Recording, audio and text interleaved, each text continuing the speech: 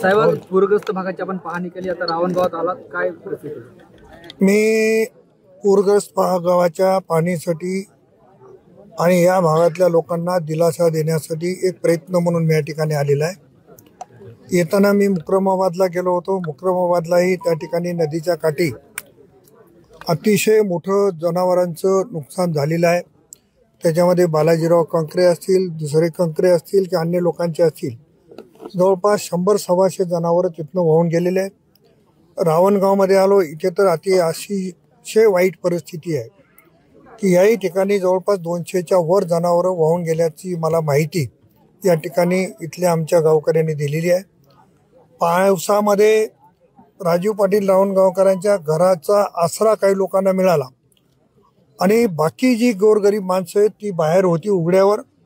दुर्दैवानं जीवितहानी झाली नसली तरी जीवितहानीपेक्षाही वाईट परिस्थिती या लोकांवर उद्भवलेली आहे। त्याच्यामुळं या लोकांना भेटावं, यांचं सांत्वन करावं या भूमिकेतून आलो। शासन यांच्या पाठीशी खंबीरपणानं उभा आहे।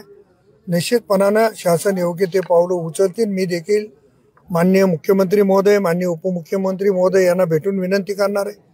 परंतु या ठिकाणी आल्यावर एक चित्र जे मी बघितलं, मी जरी सत्ताधारी पक्षातला असलो तरी काही गोष्टी सत्य सांगणं ठीक आहे। आता जी ही शेड मारलेली आहे ही 100% बोगस कामं झालेली आहे। या शेडमध्ये आज ही परिस्थिती आहे तर उद्या परिस्थिती काय निर्माण होईल। त्यामुळं ज्यांनी शेड मारले त्यांची चौकशी झाली पाहिजे।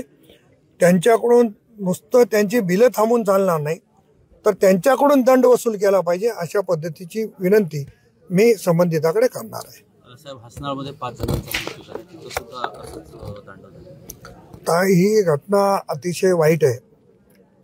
आपण माननीय मुख्यमंत्री महोदयाने पण स्टेटमेंट दिलेलं आहे की 206 मिलीमीटर पाऊस एका दिवसामध्ये झाला। एवढा पाऊस कधीही कुठेही झालेला नाही। त्यामुळं ही बाब गांभीर्याने सरकारने देखील घेतलेली आहे। त्या ठिकाणी 5 मृतदेह हे वाहून गेले होते आणि सुदैवानं ते सापडले। त्या गावावर आज एकदम शोककळा पसरलेली आहे। गाव पूर्ण शोकमग्न आहे आणि त्या ठिकाणी पण योग्य ती मदत करण्याची भूमिका घेतलेली आहे।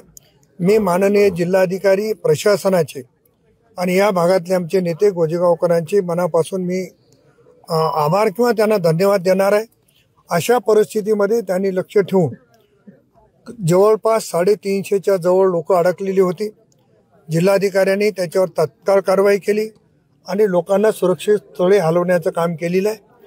पंचनाम्याच्या संदर्भात माझी मागणी आहे की आता याचा आणि त्याचा नुकसानीचा पंचनामे न करता सरसकट 100% पंचनामे झाले पाहिजे आणि शेतकऱ्यांना मदत मिळाली पाहिजे, या भूमिकेचा मी आहे।